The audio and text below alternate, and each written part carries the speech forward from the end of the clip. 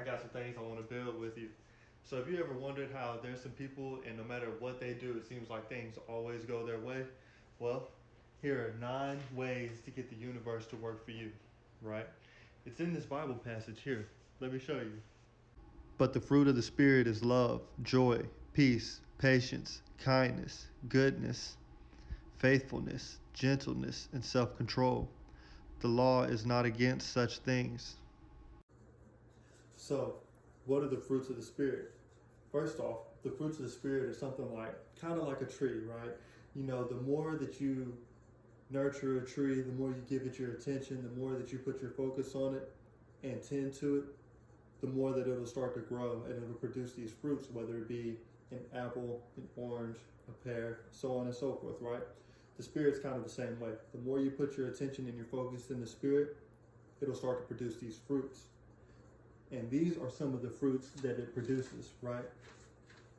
And the law is not against such things. This is in the scripture, right? So I went ahead and wrote the definitions down on these so that you don't have to, but still do your own research, right? So the first one, love. An intense feeling of deep affection. Affection meaning gentle fondness or liking. So this one is like, it's kind of tricky because it's not like you do something and expect for something in return. It's like you do it just based off of the feeling, right? It's an intense feeling of deep affection. Affection meaning gentle fondness or liking. Boom, the next one, joy. A feeling of great pleasure and happiness. So joy is really funny. Joy is really funny because have you ever seen anybody be in such a good mood, or have you ever been in such a good mood that if something were to happen to you and it may have been perceived as negative or anything like that, it doesn't even bother you. It doesn't even faze you because you're having such a good time. You might even forget about it as time passes throughout the day because you're in such a good mood. This is the power of joy. The next one, peace. Freedom from disturbance, tranquility, calm. This one's interesting, right? Because it's like, it makes you think that you almost need disturbance in this world so that you can know what peace is, right? It's kind of like saying you wouldn't know what hot is if you didn't know what cold is, right?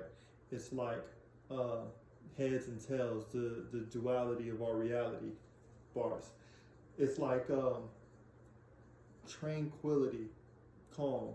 We could have it without disturbance. It's just like probably wouldn't appreciate it as much. You know what I mean? That's kind of what this definition goes to.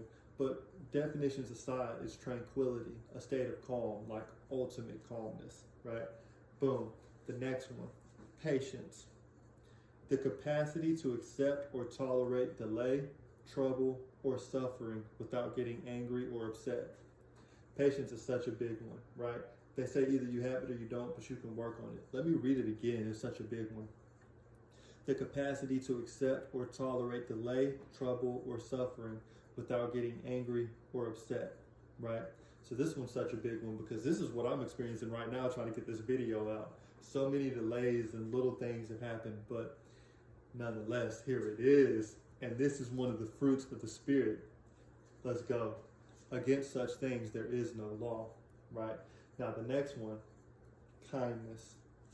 The quality of being friendly, generous, or considerate, right?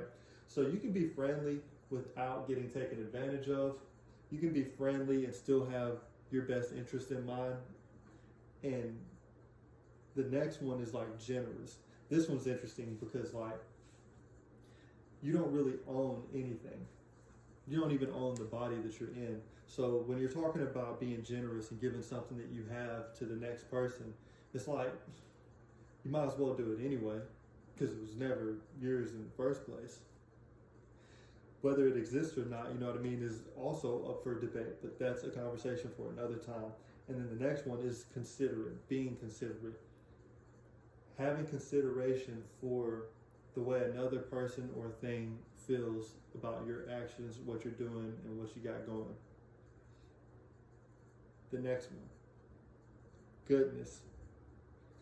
The quality of being morally good or virtuous. Virtuous meaning having high moral standards, right? So morality is just your sense of right or wrong. Depending on where you're at, how you grew up, the circumstances and everything, What you think is right and wrong will probably change. But there is an underlying right and wrong that everybody has that doesn't ever have to be taught. This right here is where the morality comes into play. And this is also having the state of goodness.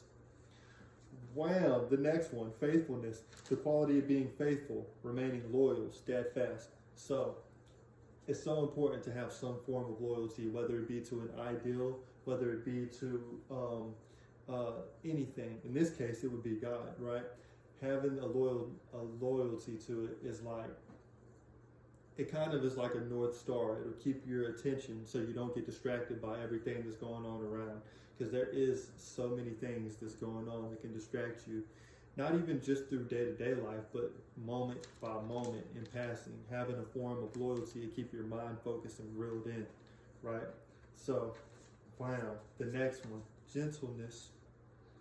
The quality of being kind, tender, or mild-mannered, right? So, mild-mannered is like not getting easily excited or not getting overly frustrated, having like an even emotional response so that you can remain kind and tender. This next one, boom, this next one is so big. It's kind of like the most important one. Not to put importance on it, but it's kind of like it's an umbrella and the other ones are the ones that fall under it. Or it's like a tree and all the other fruits are like the branches, right? So this that I'm talking about is self-control. Wow, self-control. The ability to control oneself, in particular, one's emotions and desires, or the expression of them in one's behavior, especially in difficult situations. Excuse me. It's so important to have self-control that I'm going to read this again. The ability to control oneself, in particular, one's emotions and desires, or the expression of them in one's behavior, especially in difficult situations. Because they say like life is a test, and not just life being a test, but the things that happen to you, if bad things happen to you, they kind of take you out of character, that itself is a test. And how do you pass that test? By having self-control and choosing different ways to go about doing things instead of acting out of emotions, right?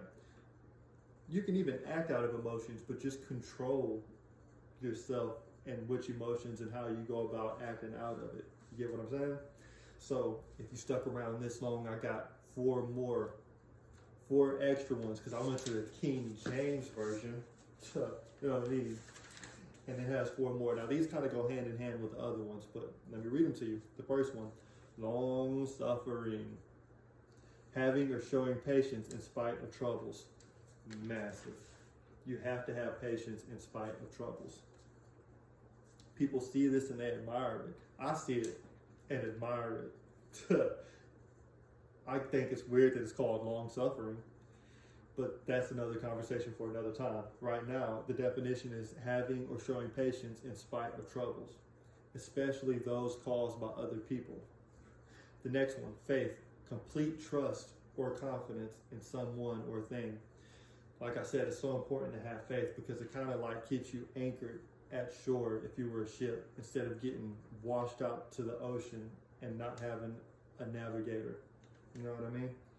The next one, meekness, a calm temper of mind, not easily provoked. This goes hand in hand with self-control.